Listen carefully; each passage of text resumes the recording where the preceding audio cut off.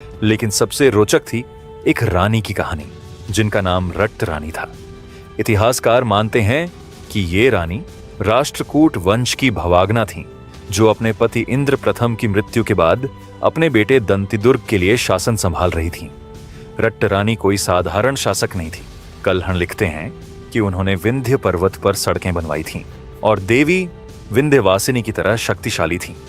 लेकिन जब महान ललितादित्य की सेना विंध्य की चोटियों पर गूंजी तो रानी का गर्व भी झुक गया।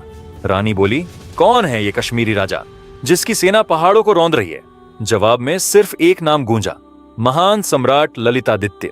रट्ट रानी ने युद्ध लड़ा, लेकिन ललितादित्य की रणनीति और उनकी विशाल सेना के सामने टिक न सकी।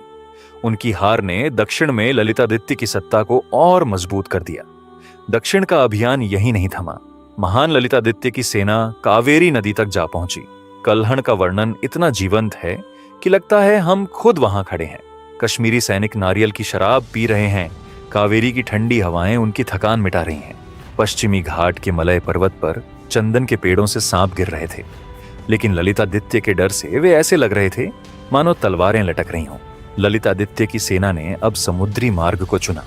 कल्हण लिखते हैं कि वे द्वीपों के रास्ते समुद्र पार करते गए, जैसे कोई नदी को पत्थरों पर कदम रखकर लांघता हो।